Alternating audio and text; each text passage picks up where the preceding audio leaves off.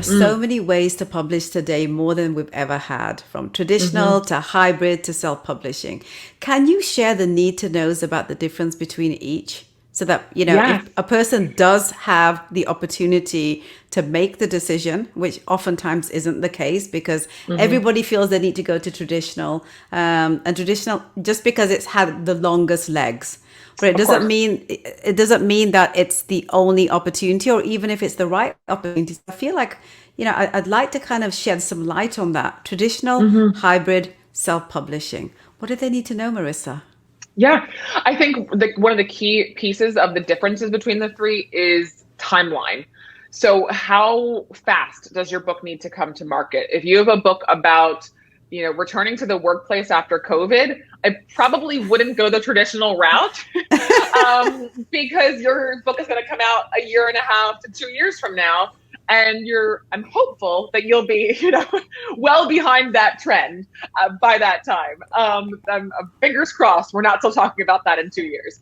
But, Oh, that's the timing that we have to think about. So, around your subject matter, how fast does it feel like your book needs to come out? Because self-publishing is going to give you the most control over that timeline. You still want to give yourself enough time, of course, to plan publicity and marketing initiatives. But when we're thinking about traditional publishing, you're going to go through the path of probably working to acquire a literary agent first.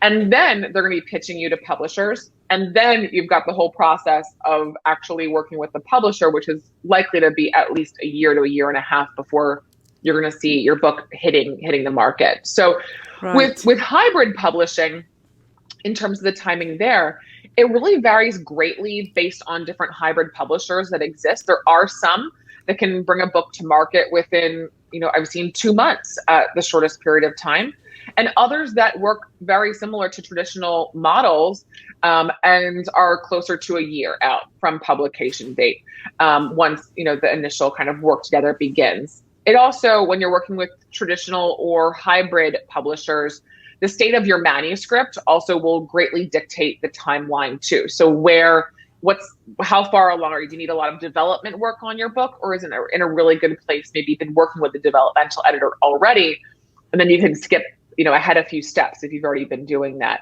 I think that timeline and taking that into consideration is a really key piece first. The second element that I would say is how much control you want to maintain over your project. With traditional publishing, you lose the most control. With hybrid publishing, you keep a lot of that control, as well as a lot of the rights to your intellectual property as well within a lot of hybrid models. And of course, with self-publishing, you maintain, all of those rights and all of that control over what's, being communicated there. So keeping that in mind. And I think, that also drives really the entrepreneurial spirit too of really the project. How much entrepreneurial control you really want to have, or how much do you want to be able to kind of dictate certain aspects of the teams involved? And that comes, certainly you maintain a lot more of that entrepreneurial spirit, I think, with either self-publishing or hybrid publishing versus the traditional route. The last piece of difference I would mention is distribution and sales support. So with traditional publishing and a lot of hybrids today, there are relationships with distribution channels to actually get the book into certain brick and mortar, where there might be actual sales teams behind it that are pushing the book out to these stores. And that can be really powerful. And again, I love that the hybrid world has really started to expand those relationships. We're seeing even more and more of that all the time. So that's one piece to keep in mind, is that those two channels, you're getting typically more of that distribution support through most of those. With self-publishing and select hybrids as well, there might not be an option for actual brick and mortar distribution. I believe the statistics are somewhere in the 70% of most books being purchased from Amazon. So it's still really high. Amazon is king. Yes. Having it available on Amazon is just the ultimate. It has to be there, of course. But, a lot of our self-published authors will choose to publish through both Amazon and Ingram Spark, because Ingram Spark will allow opportunities to have someone walks into a Barnes and Noble and says, I'd like to purchase the new book by Raj, then they're able to order it through the Barnes and Noble store when it's through Ingram Spark too. So that distribution and the sales strategies around that are important to think about in, how that's going to be coordinated around your network too. You want to make sure that it can be a lot harder to coordinate kind of bulk purchases through self-publishing. So if you expect to really be kind of fielding a lot of bulk purchases through speaking and seminars and such, hybrid might be the way to go instead. Absolutely. A lot of information to consider, guys. And I want to add just one other piece to this, which I'd love for you to elaborate on if you can do that for us, Marissa, is the whole kind of idea behind, people who do self-publish. So obviously they're on, the digital platforms, who can also purchase placement for their books through various distribution models. Obviously, we've seen a lot of them that will do it in kind of the Barnes and Nobles. They'll do promo placements also at airports, etc. Do you want to kind of add a little bit of explanation around that piece for people? Sure. I think with self-publishing, it's very rare that you'll be able to get in with airport bookstores, to be able to get into brick and mortar with the self-publishing. There's a lot with buyback programs and such that kind of exist around that world. I think with independent bookstores, they're usually a little more open-minded to potentially carrying a self-published book on their shelves. But when you're through a lot of traditional or hybrid publishing options, there can be ways in which to add in distribution to some of those, those other kind of specialty spaces that we think about that can be really impactful for sales. Again, with traditional publishing, there's going to be even more of those sales strategies going on within those teams. With hybrid publishing, the options to explore that are there. There's one hybrid publisher that we work with that has really great relationships with Hudson News and those opportunities. So there definitely are still ways to get in there. Sometimes, as you said, it comes with extra cost. A lot of the airport train station bookstores are typically a pay for placement type of opportunity in many cases. Which is good to know, so, Marissa. Yeah. It's good for people to know that. Yeah. Yeah. And it's not necessarily a bad thing. It's not a bad thing at all. It's just knowing that, again, that could be another investment to just keep in mind that might arise, during the whole planning process along the way. And so it is a possibility. Again, self-published, there can be a little bit more limitations around that. With self-published authors, I find there's a little bit more kind of pounding the pavement that needs to be done in terms of having your book kind of featured in different physical locations. So actually going there yourself, going to an independent bookstore, talking about your book, bringing it with you, sharing it, and garnering that interest from the staff within those locations. Absolutely. And I think that's some of the gap that, I've noticed with a number of authors that, I know about, one of which, Rupi Kaur, for example, her first book was self-published, but because she had such a huge kind of communal following, she was able to kind of leverage that to then be able to get, her books go the traditional route. And then also because she got a lot of sales. So that's the other piece as well, which you mentioned, a little earlier on in our conversation, is don't discount the importance of social media, podcasting, blogging, and all these other forms of potential, go-to-market strategies, because you're putting all your eggs in the kind of Forbes and CNN, etc. Bucket. These other mechanisms that kind of fill the gaps help you create community, help you create loyal fans, and that's very leverageable. Is there anything you want to add to that before we move on, Marissa? Absolutely.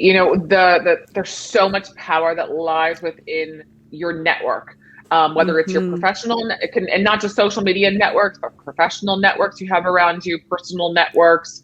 When we talk to authors who share goals of bestseller status with us, my immediate reaction is to say, how are you going to engage your networks? Have you thought about the plan to start engaging? What do your networks look like? Do you have an email list? What does that look like?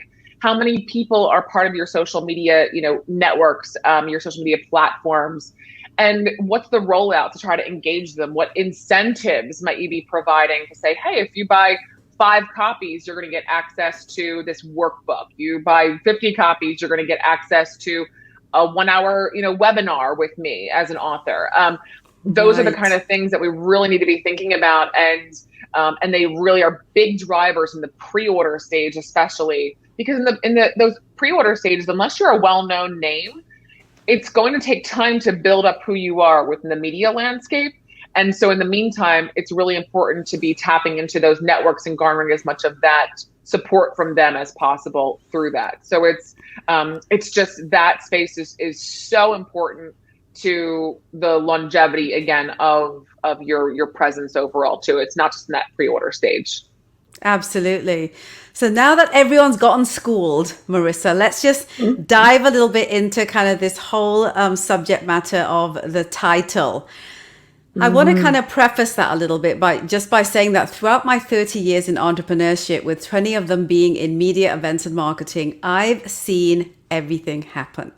The number one reason that people fail in creating authority around whatever it is they're looking to accomplish is the fact that they perform incomplete tasks, incomplete actions. A case in point is a subject matter expert writing a book and putting it out there and expecting it to just sell itself.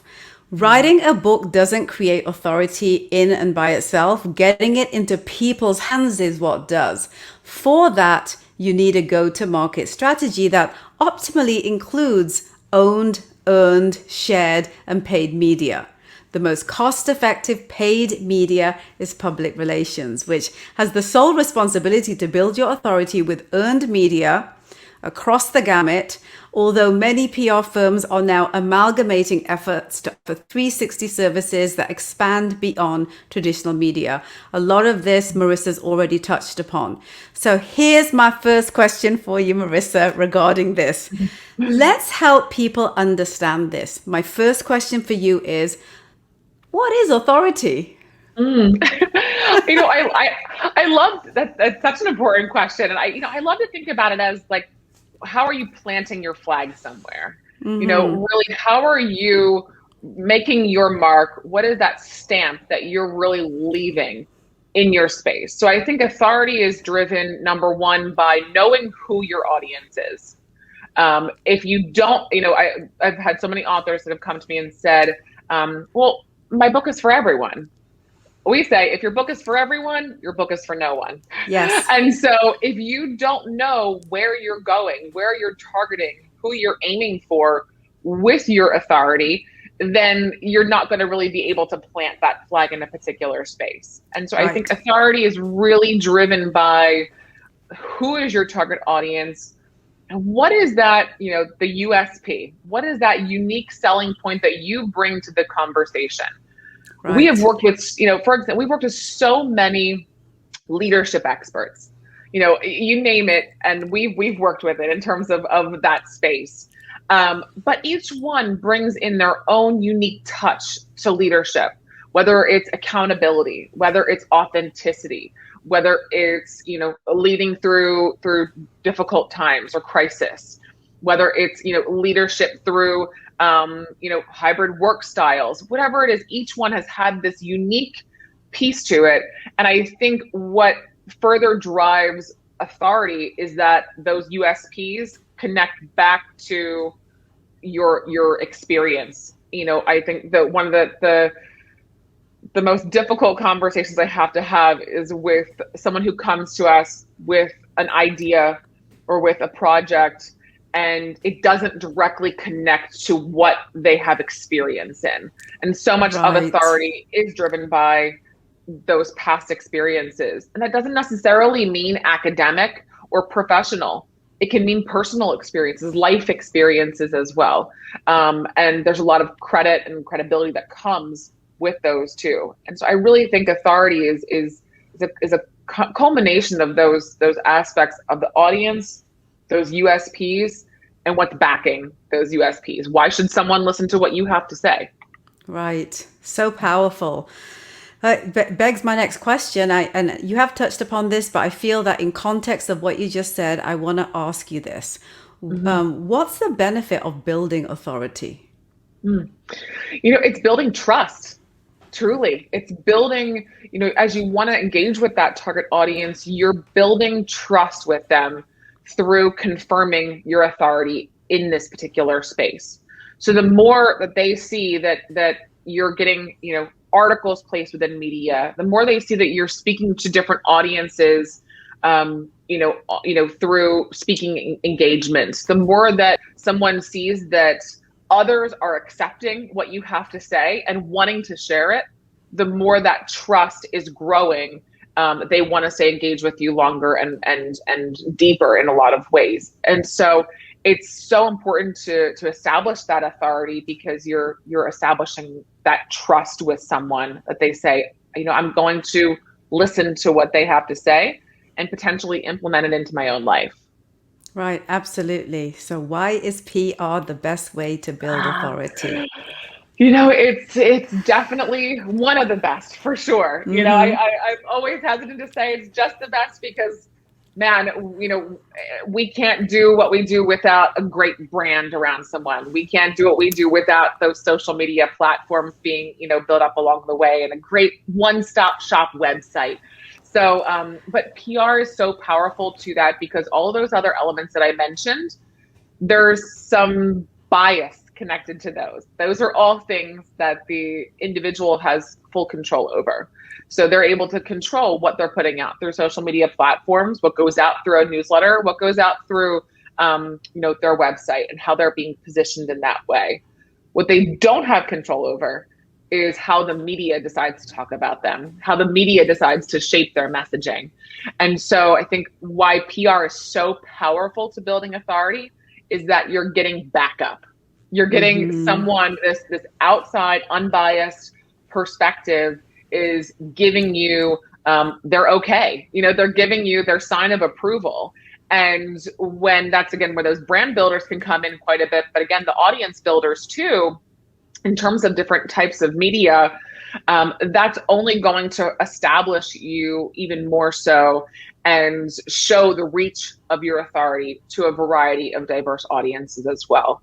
And so that's where, again, there's so much power to PR, because you've got Right. that outside backing behind what you're saying. Absolutely. And there's structure and process around how to Mhm. get what you do, or what your unique value proposition is, into a language that makes sense to the media. Yes. Right. So that's the other piece Mhm. too, oftentimes, that I feel a lot of people don't kind of, understand how powerful having a PR partner is. So I want to ask you this. What are the Mhm. main ways that PR builds authority for authors? Just for Mhm. anyone that still doesn't quite get the importance of that relationship. Yeah, I would say in our experience and in really in our campaigns, there's three primary strategies that we take with building that authority. The first is through our article writing. So how do we further extend the reach of your voice as an authority? How do we show how it applies to different audiences through those articles, and that your authority didn't just stop with the last page of your book, that you're taking it well beyond that. And what's great about media, just going back to the last point you made, Raj, is that it's giving you those sound bites. It's, like you said, it's shaping it in this way that makes it sometimes more digestible and something someone's able to grab onto, and to start to digest it a little bit and get engaged with. And their ears are perked up and say, "Ooh, I like what someone's saying in this article. I like what they're saying in this podcast interview. I want to take it this next step further." So going back to those strategies, the article writing, whether that's in the form of byline articles, op-eds, we think about personal essays, reflection pieces too. Those are all so powerful in extending the reach of your voice. And we've actually seen that, those articles, because they live, especially those that are placed online, they live for so long that they're really helping with that discoverability as well Yeah. in building up your presence. And, a lot of decision makers for speaking opportunities and such will search out though, someone who is speaking on and writing on a certain topic. One of our clients recently she's an expert in emotional intelligence. And she had two speaking engagements that came from two different articles. One was more of a brand builder, I'd say. It was a higher level opportunity. Another was a really niche placement, but it was a speaking engagement that came from that same industry that trade journal was geared toward. And so it's giving you that opportunity to really shape your messaging and share it in different ways. We also look at the power of our interviews, podcasts in particular, because podcasts are really able to drill into that target audience in so many great ways. And they also, again, are longer lasting than our TV or radio. Still focusing on TV and radio, of course, for the brand building where we see that possible, but the podcasts give you a lot more of that time as well. You get to really dive into the content at a deeper level in 30 minutes, 45 minutes, an hour of time there. And finally, it's expert commentary. So how are we able to take the news of the day, the headlines of the day, what's trending or seasonal, at a particular time, and tie an author or a thought leader's voice into what's going on? How do we make them relevant around, again, what's kind of trending in the news of the day? So I'd say those are three strategies we implement quite heavily within our campaigns, and I think are really powerful in creating that long-term thought leadership discoverability for someone as well. Absolutely. I'd love for you to, as we get ready to close off, which I just feel like this hour's gone by so fast, Marissa. I could talk to you for hours. I love our conversation. So I want to ask you oh my God, I know we could just talk for ages, right? Just because we love the same, the same world of people and the humanizing of, skill sets and, and perspectives. It's just wonderful. Marissa, can you perhaps share a case study that illustrates all of this, that everyone watching, listening, or reading can really connect the dots with? Absolutely. I would actually love to go back to the one that I was talking about a moment ago around the articles. Her name is Carrie Goyette, Goyette, in case anyone wants to look her up, because I think she's a great example. Carrie went through the hybrid publishing path. She was published through Idea Press with a book that was the non-essential guide to emotional intelligence. It's actually a series of guides, and she wrote this particular book. And Carrie had a pretty decent platform coming in with us. She had a nice social media following, nothing really crazy numbers in that way, but had an established, somewhat established presence there. She had done some media along the way. Here and there. She had, this company behind her. So she had a great support team behind her in their consulting company to provide some extra team support as she moved through the process. And we had the opportunity to work with Carrie around her book launch, as well as, in a number of phases beyond the book launch too, and continuing that personality cultivation together. And what we really saw over time with Carrie was the ability to expand the reach of her voice in so many ways. There were some really high level, great placements with, national business publications that were garnered through our work together. The book won some awards as well. So it was really great to see a lot of those, those wonderful pieces falling into place. But what really, shone through in our work with Carrie was she was always willing to jump on the phone, to talk about ideas together. Her team was great and collaborative too with us, and was always willing to write, always willing to jump in and work through every opportunity that came forth. And we're always wanting to present, opportunities that are worth their time. And if we don't feel it's worth our time, we may still, we'll share that it may have come through, but say, let's pocket this for the future. Right. But all of those that we really felt were worth Carrie's time, she jumped in and she executed. And that helped to very quickly build that diversity in her voice through many articles, many podcast interviews, and great coverage around the book. And what we've now seen is that growth in her presence, her social media presence, as well as her overall platform as a speaker has really amplified quite a bit since that launch. And that was a big goal for her and her team. And as I just shared, garnering 2 speaking engagements that came directly from media coverage, that's our dream. That's Right. what we hope for. That's what we want to hear. If we hear that a certain number of book sales happened, that's fantastic. But if we hear, I got a new client, from this opportunity, I got to speak to a room of 5,000 people because of this article placement, that's music to our ears. That's our gift on Christmas. That's what we want to hear in our work with our authors. So Carrie was a great example, and she's a great one to take a look at online too, and just check out her presence as well. Wow, that's wonderful. What a great story. And this is just a great example of how, you have to kind of connect the dots, and you got to fill those holes in as many different ways as you possibly can to go to market. And I love that, because people, at the end of the day, people are everywhere. It's figuring out who are the people you want, and where are they, and what are some of the things that you're looking to accomplish. Part of it is getting clients, right, Marissa? Part of it is getting accolades. Part of it is getting the opportunity to be seen as a thought leader. And then this is the great thing about putting a book out there and then getting, PR to actually kind of leverage your authority, is to be able to use this book as a lead magnet towards your specific end. And at the end of the day, I feel that's the big takeaway from my perspective. I want to ask you, Marissa, what's your big takeaway that you feel people need to get out of, all of what we've just talked about today? Yes. I'll use my analogy again, the puzzle. Don't forget about that puzzle. There's so many pieces to it. PR is a big old chunk of it, but it's an important one, but it is just one piece. And it's, PR is better when it gets to work in collaboration with all those other pieces, the sales and distribution piece. You've got the publisher's marketing piece of it. You've got a digital marketing strategy. You've got social media.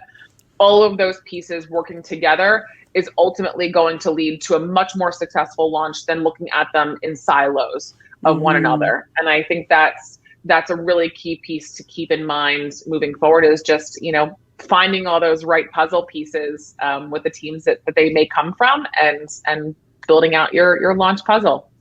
Absolutely. And listening to this just makes you want to write a book. It's just so exciting, right? It's such an exciting world to be a part of. It is. It's such an exciting world. And I say every book, it doesn't matter what your genre is, we look at every book as someone's baby. It really is. We know that they're putting so much of themselves into the project. They're giving so much of themselves. They're probably taking time away from family to work on it, from friends. It's a major dedication. It's a major commitment that they're making in working on that. And we don't take that, lightly in any way. It's a very serious process, and we respect that, and want to make sure that we can just support and guide and empower the authors that we get to work with in any way possible in our partnerships. With that said, thank you so much, sweetheart. What a great time sharing all your fabulous insights. I'm so super appreciative of you. Thank you so much. I so appreciate you, Raj. You're so wonderful. And I loved being able to join you for this conversation today. As you said, it was so fun. I don't know where an hour has gone, but I love this conversation, and look forward to just sharing whatever more I can with those who are listening and tuning in. Absolutely. And before I let you go, sweetheart, again, throw your information, your contact information, your website for anyone that tuned in a little later on. Great. Yeah, we're at smithpublicity.com online. I'm at Marissa, Marissa, at smithpublicity.com. Please feel free to connect with me on LinkedIn as well. I always love to build those connections. Follow Smith on, all the social platforms, as well as check out some of our other resources with our newsletter, blog, and podcast. Wonderful. Thank you so much, Marissa. Thanks for Thank hanging out you. with Marissa and I today, folks. I really hope that you got some real value from our discussion and that you understand that complete actions, filling, the gaps, the jigsaw puzzle that Marissa talked about to optimize your success is really, really clear to you. And if it's not, pull in the people that can help you figure that out. And that's some of what Smith do. If you're looking to get PR for a book that you have written, or you have an idea of a book that you feel that really is going to be game changing out there in your industry, make sure to reach out to Smith Publicity. Just do it, guys. I'm telling you, I have worked with these guys and they really are, they're the people that you need to be in touch with when it comes to this. Be sure to let them know that you heard about all of this wonderful information from this podcast, because I know that Marissa would love, love, love to know that. And if Yes, any of what right, Marissa? absolutely. Please, Yes. please let me know. I want to be able to send a big old thank you note to Raj afterwards. Absolutely. And if any of what we talked about today helps you shift and amplify a positive perspective on your life, I really, really, truly want to hear from you. Email me at talktoraj@rajgurn.com and tell me your story. And if I lit, which I kind of feel that I would, if you've been on this journey in this podcast with me today with Marissa, I will be inviting you to be a guest on my show and to share your story. So together we can help someone expand their possibilities to reach their version of nirvana. Because at the end of the day, guys, you guys all know what's important to me is the cyclical ability to keep serving each other. It's really what makes the human experience worth living. It's what makes me happy. And you guys know that. You tune in every single week and I'm super, super happy that you do. You already know to subscribe to my YouTube channel at the Open Chest Confidence Academy. You know that the podcast platforms that we're on are Apple, Google, and Spotify. Search the Transform Your Confidence show. And I want to plug also that we do a weekly newsletter. So hop on over to the openchestconfidenceacademy.com and hit the join free newsletter tab. And also come and join my free professional development incubator, where I personally answer questions for members who ask.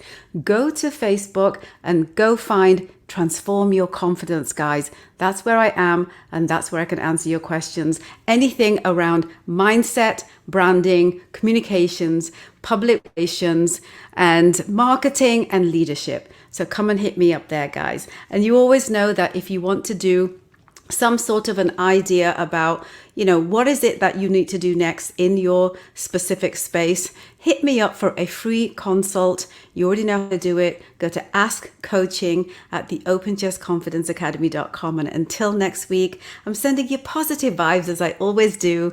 Please focus on building your brand.